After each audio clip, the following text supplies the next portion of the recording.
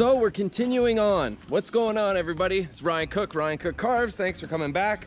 I wanted to talk to you about in-depth on feather patterns and laying in feather patterns. So in this video, we're gonna talk about how I use the saw, what saws I use. From there, finishing. So we're gonna do burning, we're gonna do airbrushing, the whole process. And that being said, like I've said before many times, you can do it any different way. You can make it choppy. You can do it like no pattern at all. You can make it complicated. So my best word of advice would be, if you wanted to go realism, that's something I like.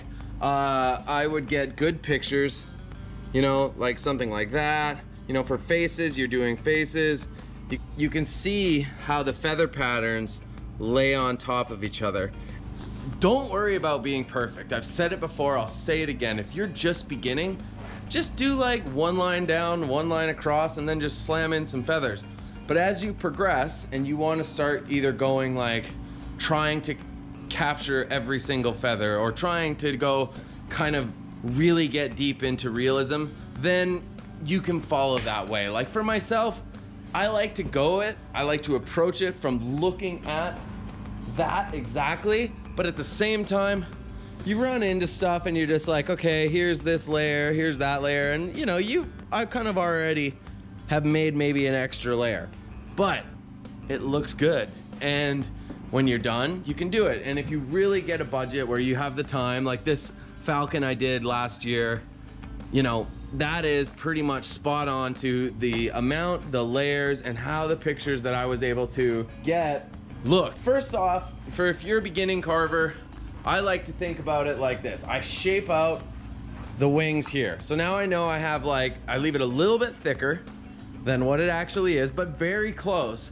And then I'm not going in deep. I'm using my bar like this, and I'm just using the tip, and I'll probably run it like this because sometimes I like to go against the flow of the chain because I can control it better. And then I go down, and then up, and then down, and up, and up, and up. And the same thing when I switch sides, I'm doing the same thing. I'll probably run it under, up to here, and then go the different layers. And that's kind of how I do it. And for the back of the back here, it's just kind of, I run my saw up and down, and up and down, and up and down. And I don't worry as much about that, because that you can get really complicated in that when you start looking at these, but you can't really tell what's going on. And I can't remember what the name of these feathers are, but they get lost because you're gonna finish it with detail, you're gonna finish it with the end product, and that's gonna be burning, sanding, and airbrushing. And I'm gonna do that, I'll talk about it as we go. But right now, let's get into it. It's game time, so let's go.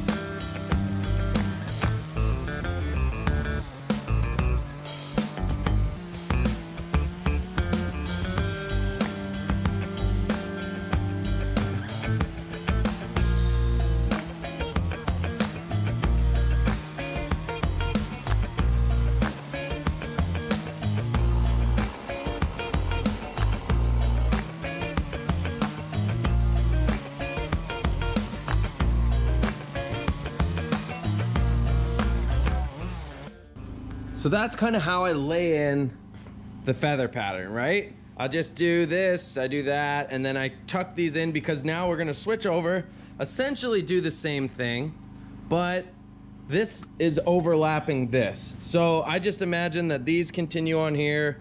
Even when you're doing it, you veer off. Like I veered off right away. So don't overthink it. Like just try to make it your best and take your time. Like I've done a lot of different ones, so I've done it quite often where it's, you know, it's ingrained into my brain.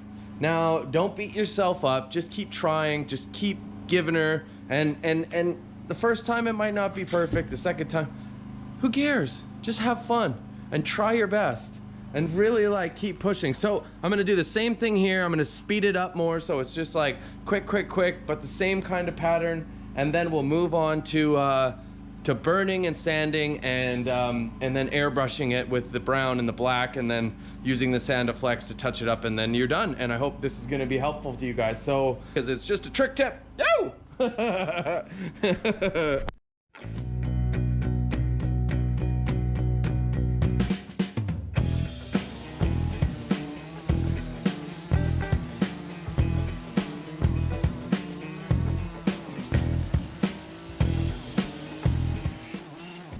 So when you're doing these, you can do it a couple different ways. Like for myself, I like to do undercuts underneath here.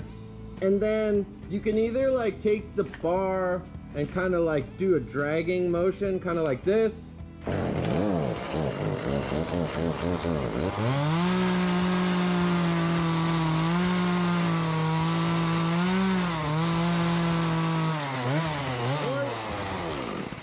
Or you can do it the way I kind of like to do it, which is, I like it more choppy. I kind of like that contrast when you burn and sand and you kind of dig in.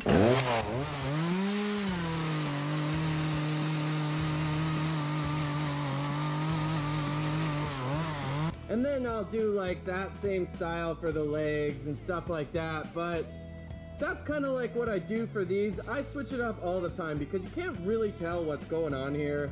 It's not as exciting to look at as this. So that's why I always like to turn the head, so you're showcasing your hard work on the feathers. So that's what I'm gonna do right now, but that's just kind of a tutorial.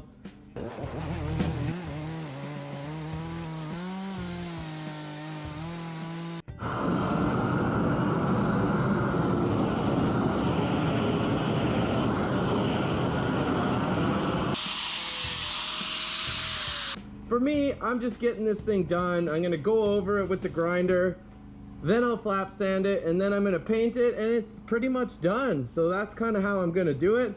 But right now, let's just keep going, and we'll keep on pushing through.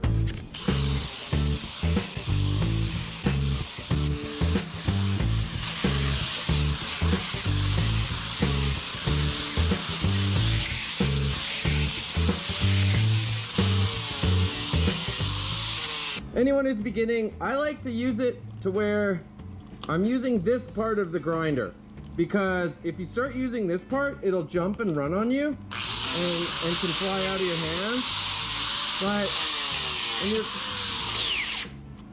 Or if you get yourself into a position where it goes like that, that's what it'll jump at you. When you're going with it, it's spinning this way. But when you're just starting out, take your time, do it properly, and then just try to round these out, you know, like.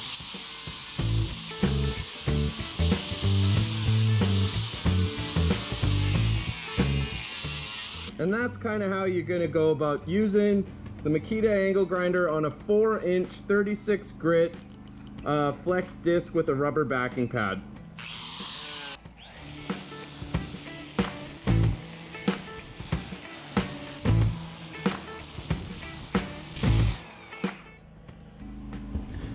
Now we're pretty much done. Carving, and now it's on to paint. So I use Iwata airbrush. It's golden paint, and it works great. You know, I'll start with brown, test it. I like to kind of, well, this is the face, but I'll do like, you know, you look at the lines and then you see, okay, it's black and white, and the white, I'll just use the color of the wood. So I like to go kind of brown first, and I do under the wing. I do where my layers are first.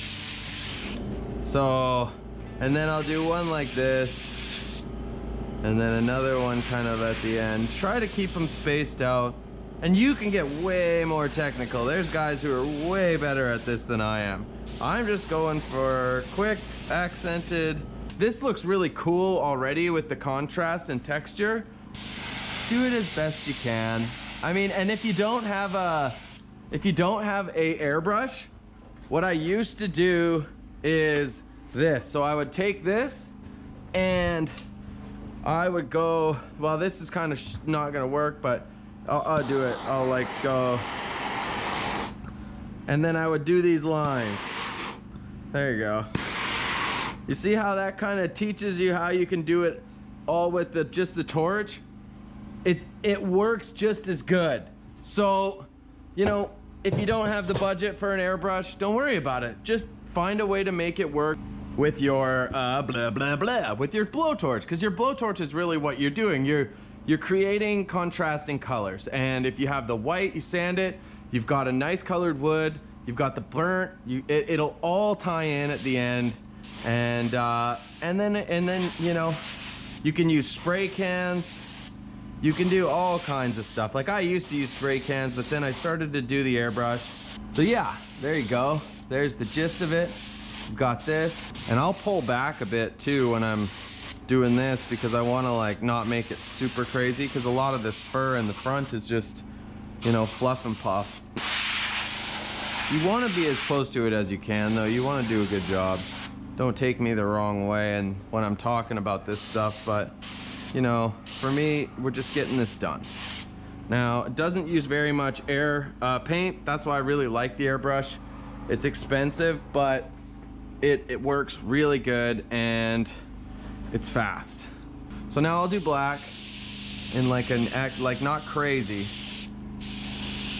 I just go over it a little bit, darken the brown, and that will give you really good shadow. There you go. Just do whatever's gonna work for you. You can do it with fire and that's just as good. And then I'll go over the back here.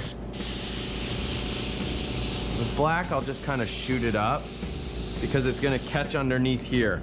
When you're doing black underneath, it catches underneath. Ugh.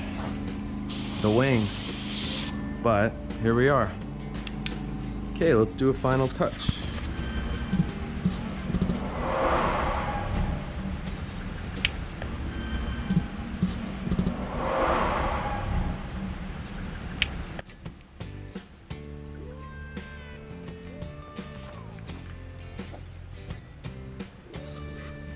So that's how I lay in my feather patterns. I like to, you know, use the paint. Once I stain this, it's gonna be a oil-based, I think, oil-based spar varnish. That will make it like darker.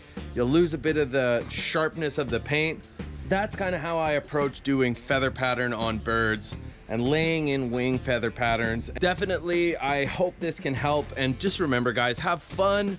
Be nice to everybody. Thanks for watching. My name's Ryan Cook, and this is the end of the video, and I hope you have learned something. And go back, watch it while you're carving, keep it up, take screenshots, and leave comments if it helps. Like, I love getting comments from you guys. It's super rad.